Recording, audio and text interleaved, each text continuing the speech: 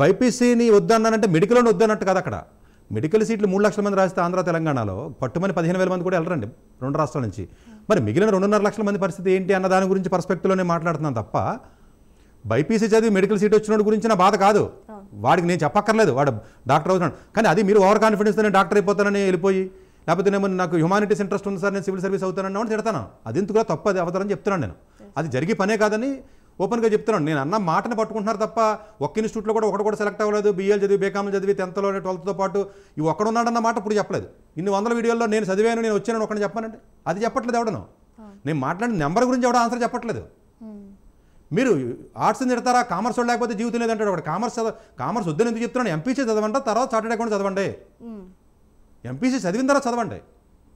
ముందే ఎందుకు maths వదిలేస్తారో, CEC HEC పనికిరాని స్క్రాప్ డిగ్రీలు అంటే సిఈసీ వద్దన్నానంటే కామర్స్ వద్దన్నాను అనుకుంటున్నారు వాళ్ళు. సిఈసీ చదివినట్టు దేనికి పనికిరాడు, ఎందుకు పనికొస్తాడు, నిజంగానే పనికిరాడాడు. అసలు చిత్రంగా చూడండి, ఒకటి చీఫ్ మినిస్టర్ అయ్యాడు కదా Chandrababu Naidu, MA political science చదివి నేనెందుకు మీరు దాన్ని తిడతారంటాడు. అప్పుడు రోజులు వేర్రా, 1,000 లక్షలు ఒకటి అయ్యాడు చీఫ్ మినిస్టర్, నేనైపోతానంటే ఎలాగా. సో అందువల్ల ఏంటంటే తీసుకునే విధానం పూర్తిగా నన్ను ఫాలో అయ్యేవాడికి అర్థమవుతుంది. మొక్కలు సగం సగం వింటారు చూసారా, ఇంక వాడికి అసలు నచ్చట్లేదు. మనం అసలు భయంకరంగా అంటే నాలాంటి వాడు కూడా ట్రోల్ చేస్తారని ఇప్పుడు తెలుస్తుంది నాకు. అసలు నాలాంటి వాడు కూడా ట్రోల్ చేయొచ్చా అసలు? ఇప్పుడు నేను అథెంటికేటెడ్గా అంత గట్టిగా చెప్తున్నాను, నేను ఓపెన్గా చెప్తున్నాను ఆన్ ద స్క్రీన్. ఎవడు సెలెక్ట్ అయ్యాడు బయటికి, సివిల్ సర్వీస్ ఎంతమంది సెలెక్ట్ అయ్యారు రాష్ట్రం నుంచి బయటికి, నెంబర్లు తీయాలి కదండి, మీరు ప్రాబిలిటీ చూడాలి కదా.